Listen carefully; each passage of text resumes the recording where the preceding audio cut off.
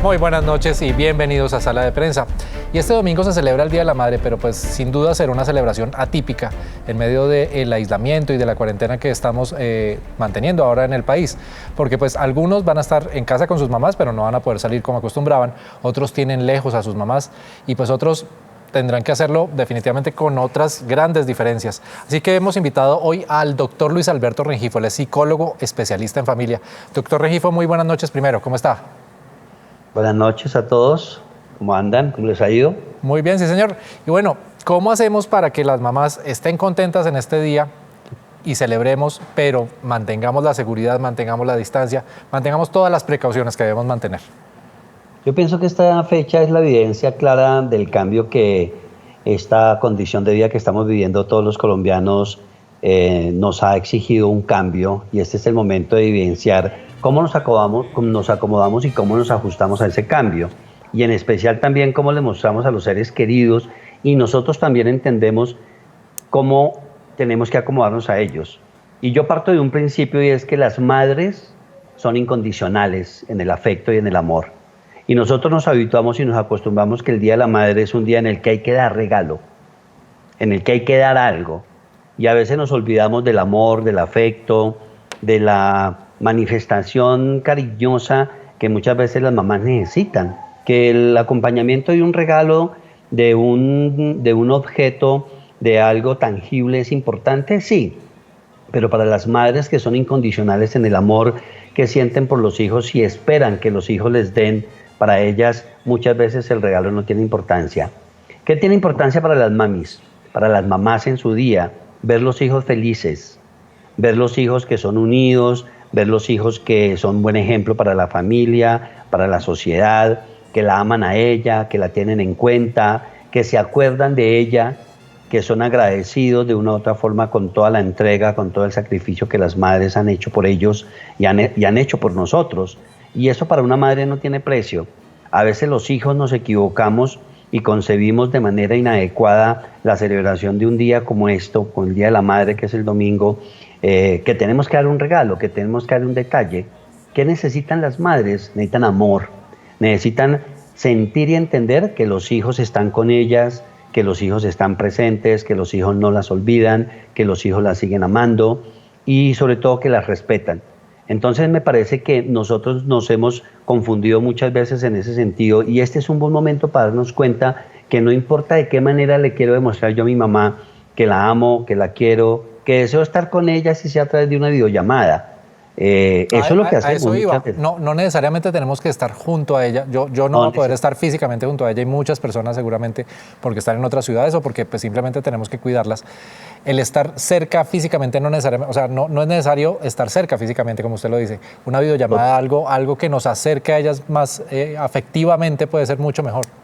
Sí, claro, que las madres entiendan que estamos ahí, no para abrazarlas y armar una pelea, o para abrazarlas y no corresponder a lo que ellas quieren, sino que lo importante no es solamente la presencia física, sino también es que ellas sepan que ellas pueden contar con uno y que uno están ahí presentes, así no sea de cuerpo, pero que uno está con ellas, que uno las está amando, que uno les está devolviendo por lo menos gratitud en los sacrificios y en las cosas que ellas han hecho por nosotros.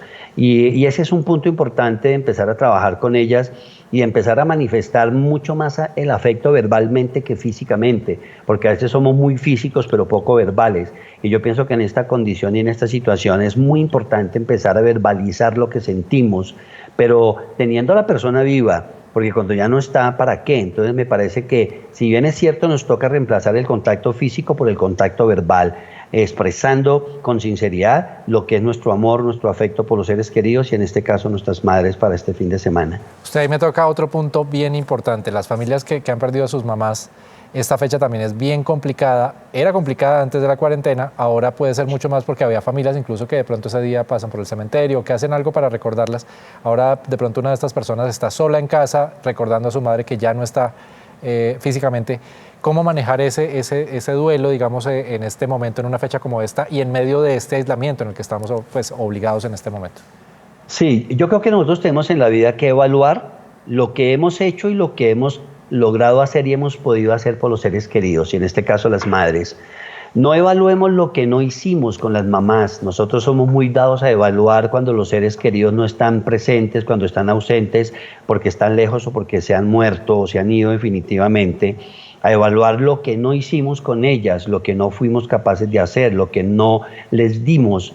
Evaluemos lo que les dimos, lo que bajo las circunstancias de vida que tuvimos, bajo las formas de relación que tuvimos con ellas, fuimos capaces de darles y les dimos verdaderamente. Entonces, la gente se deprime, se pone muy nostálgica, muy triste, porque empiezan a generar otro tipo de reacciones alrededor de lo que no fueron capaces de hacer con las madres.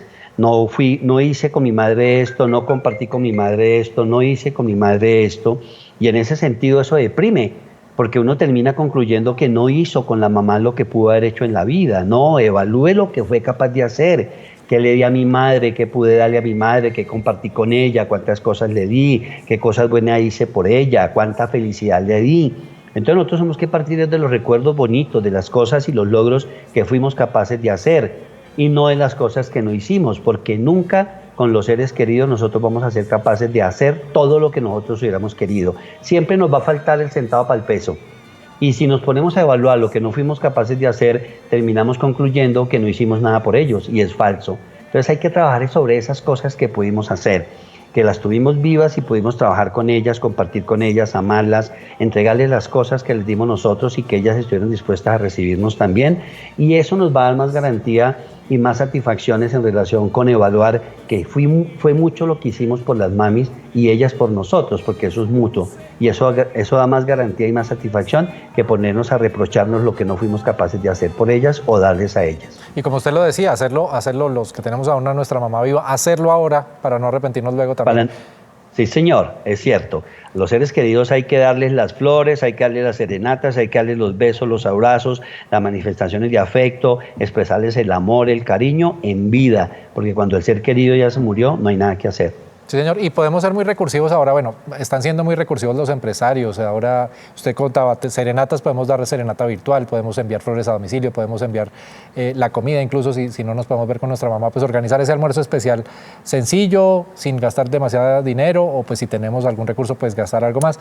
Pero se puede ser recursivo también, y eso nos va a llenar también un poco, la familia se va a sentir mejor si es recursiva o no. Sí, claro, yo pienso que tenemos hoy en día una estrategia. Yo le digo a veces a la gente que hubiera sido de esta condición de nosotros hace 15 años atrás sin una tecnología como la que tenemos hoy en día. Hubiera sido mucho más complicado. Hoy en día tenemos la tecnología que hay que saberla usar a nuestro favor, para las cosas buenas, para poner noticias buenas, para enviar mensajes positivos, para vernos con el ser querido que no podemos tener cerca, que no podemos abrazar, como en el caso de las madres. Entonces aquí es donde nuestra creatividad empieza a surgir y empezamos a utilizar tecnología a nuestro favor de manera positiva. Y es bueno empezar a diseñar estrategias que nos garanticen que el mensaje llegue a nuestra madre, que el mensaje llegue a nuestro ser querido este domingo, no necesariamente con el abrazo ni con el beso como lo hemos venido haciendo toda la vida, sino a través de un mecanismo que le permita a ella reconocer y darse cuenta que estamos ahí con ellos, que el ser querido está ahí, que nosotros estamos con ellos. Eso es muy importante. Y el afecto manifestado verbalmente. Somos cortos de palabras porque a veces nosotros pensamos que en el amor y en el afecto una imagen vale más que 1000 palabras, y en este caso no, en este caso nos tocó empezar a trabajar en que la palabra vale más que la imagen. O que el cariño se representa en el dinero que uno invierte en el regalo, y definitivamente no es así. No es así, sí señor, tiene toda la razón en eso. Hay que enseñarle a la gente que en este momento de cambio que nos toca reinventarnos, que nos toca reorganizarnos en la vida, repensarnos, las palabras empiezan a tener mucho más importancia que antes. Y yo creo que, aunque no podamos hacer el toque, podemos impregnar la palabra con ese toque afectivo que hemos dado nosotros. Y ahí es importante que ese mensaje llegue con esa manera, de esa forma. Bueno, doctor Regifo, muy buenas noches. Gracias por acompañarnos y por ponernos a pensar en esto, que es bien importante. Bueno, señor. Ok, muchas gracias. Y los vamos a dejar ahora con las imágenes de una campaña muy bonita que hicimos aquí en Caracol. Qué pena que lo diga así, pero que hicimos aquí en Caracol para agradecerle a nuestras mamás. Ya venimos con más información aquí en Sala de Prensa, pero los dejamos con esta campaña. Mamá, me encanta verte en casa. Estos días te he visto tal y como eres. No conocía tus dotes de profesora, inventora y gimnasta. Eres muy ingeniosa. Hoy tengo más tiempo para hablar contigo. Y eso me encanta. Hasta te convertiste en mi youtuber favorita. En casa, descubrí que tienes muchos amigos. Y por fin entendí qué haces en tu trabajo todos los días. Cuando esto termine y volvamos a nuestra rutina, ya no seremos los mismos. Seremos más amigos. Hablaremos más. Nos extrañaremos más. Hoy celebro para tenerte siempre en mi corazón. Mamá, me encanta verte en casa. Feliz día. Tú nos ves. Caracol TV. Gracias por seguir con nosotros en Sala de Prensa y vamos a hablar de otro tema que nos preocupa bastante por estos días, el tema de los accidentes caseros. Más personas están quedando en casa más tiempo, haciendo oficios y labores que a veces de pronto no solíamos hacer. Por eso invitamos a una experta para hablar de este tema. Estamos en vivo con la doctora Adriana Solano Luque, ella es presidenta ejecutiva del Consejo Colombiano de Seguridad, es administradora de empresas, especialista en seguros y seguridad social. Doctora Solano, muchas gracias y cuéntenos, bueno, ¿qué es lo más de mayor riesgo en este momento en las casas en donde están las familias en este momento pues guardadas, aisladas por el tema de la cuarentena y de la pandemia? ¿Qué es lo que puede ser más peligroso en este momento para las familias? Bueno, buenas noches a toda nuestra audiencia en la noche del día de hoy. Sin lugar a dudas, el hecho de estar en la cuarentena pues definitivamente ha incrementado los riesgos que tenemos en el hogar. Y voy a empezar por nuestra población más vulnerable, que siempre serán nuestros niños. Nosotros tenemos estadísticas desde el Consejo Colombiano de Seguridad, de estadísticas de la Organización Mundial de la Salud. Por ejemplo, en el 2011, 630.000 niños menores de 15 años murieron a causa de un accidente casero, de una lesión. Entonces, eso hace que nosotros nos preocupemos un poco en ese sentido. Entonces, si quieren, podemos hablar en primera instancia del riesgo que tenemos de las intoxicaciones.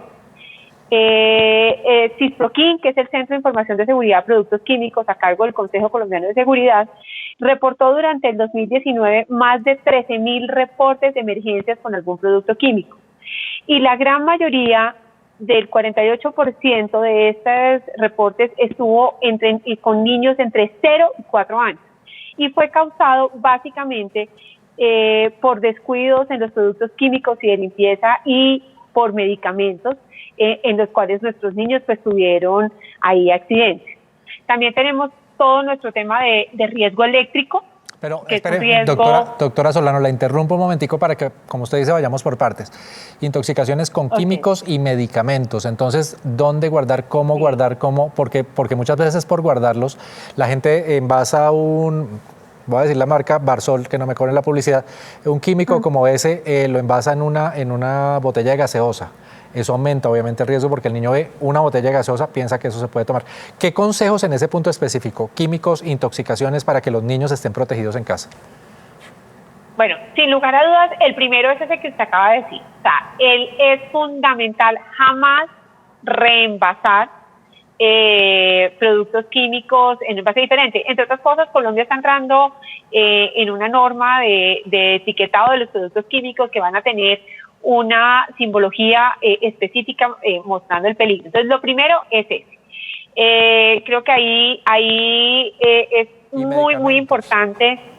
Y medicamentos, igual. Nosotros hacíamos una estadística a finales del año pasado donde generalmente los medicamentos no solamente son peligros para los niños, que claramente tienen que estar en un sitio cerrado, aislado, que no tenga humedad y no al alcance de los niños, sino también personas diferentes que acceden a nuestros hogares y pueden encontrar medicamentos que de pronto confunden unos con otros y poder utilizarlos. Entonces, ahí es importantísimo tener ese control, mantenerlos lejos y en cajones o sitios cerrados. Y pasemos entonces, perdóneme, la volví a interrumpo para que sigamos en el orden que usted me había planteado. Tema eléctrico, utensilios eléctricos, conexiones eléctricas, que también riesgo para niños y bueno, y para adultos también. Hay unos adultos como yo que somos bien torpes. Sin lugar a dudas. En el tema de riesgo eléctrico, fíjense que tenemos unas citas bien interesantes. Durante el 2010 y el 2014, en una muestra de 899 casos en los hogares, ocurrieron 44 accidentes y 115 electrocuciones. O sea, uno pensaría que a pesar de tener esa dinámica y esa costumbre y esa cultura que hemos tenido en los últimos años frente a ese cuidado, pues todavía tenemos accidentes de ese tipo. Y ahí lo primero que tenemos que hacer es Nunca olvidar, y arranco por lo fundamental, la peligrosidad que tiene una instalación eléctrica y que tiene que ser siempre hecha por un experto. Algunas mujeres tenemos las fortunas de tener unos maridos expertos que saben de todo, pero no son electricistas definitivamente. Y entonces ahí la recomendación es siempre buscar en ese momento de la instalación, buscar al experto a fin de evitar un incendio. Lo otro es, siempre tenemos que estar revisando nuestras instalaciones eléctricas. Es un proceso que debería ser como un control de chequeo por parte de los líderes en la casa o los adultos responsables, estar revisando y sobre todo antes pues de manipular algún tipo de electrodoméstico. Los cables eléctricos siempre deben permanecer alejados de los niños y totalmente alejados del lugar por donde caminan. En muchos hogares hay bebés que están aprendiendo a caminar y a gatear, que son absolutamente inquietos, mascotas también, y es importante no dejarlos al alcance de ellos por el peligro que eso genera.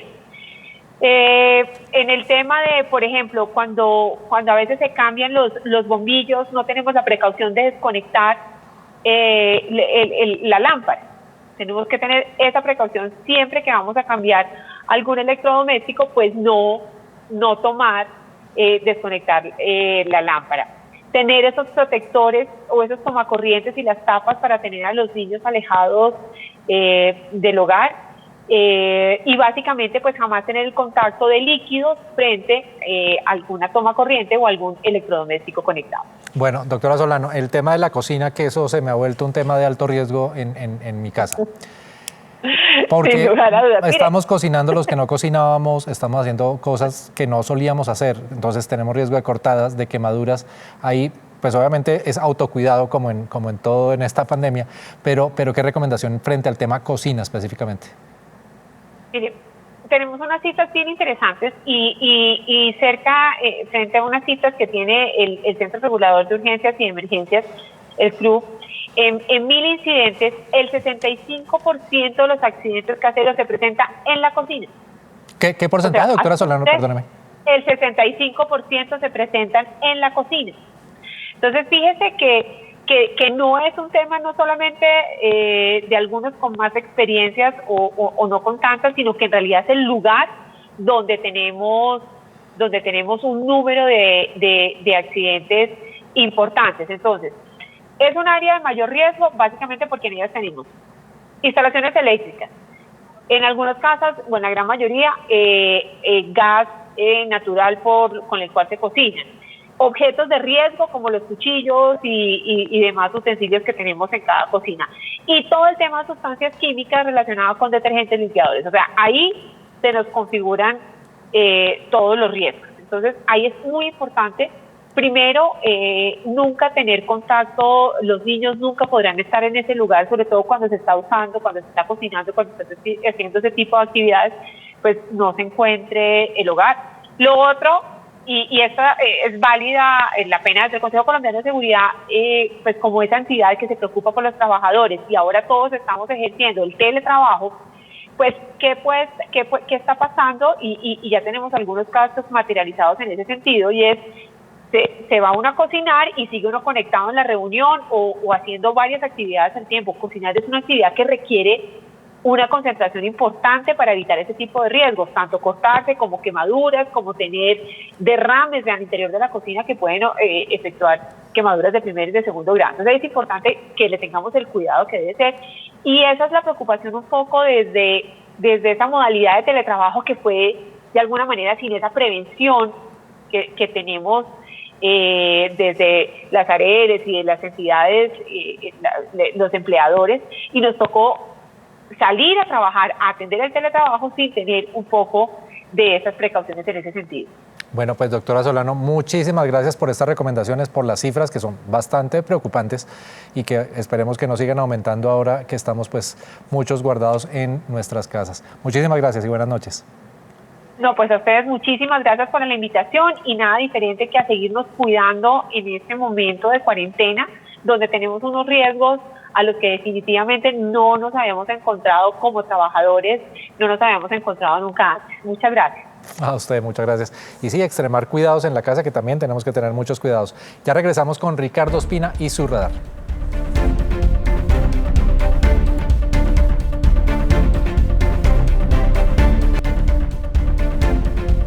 Seguimos en Sala de Prensa y ahora nos acompaña Ricardo Ospina, director de Servicios Informativos de Blue Radio. Ricardo, muy buenas noches. ¿Y qué tiene hoy en su radar?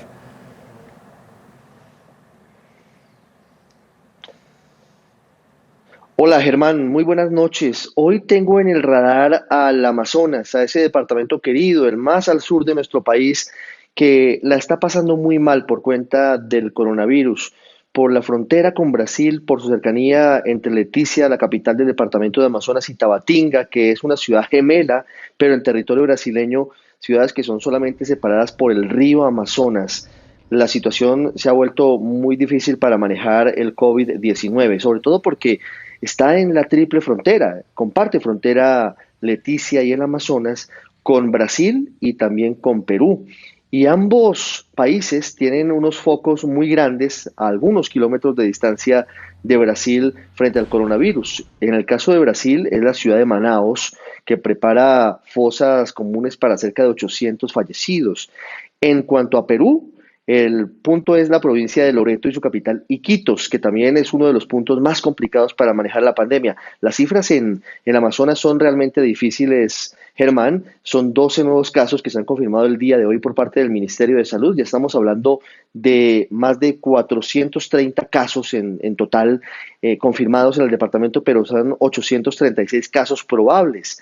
Y lo más complicado es que el Hospital San Rafael, que es el único de tercer nivel en el departamento, está en crisis, hay dificultades serias, fue intervenido recientemente y renunciaron 25 profesionales porque los sacaron de un hotel en donde se estaban quedando para evitar contagiar a sus familias.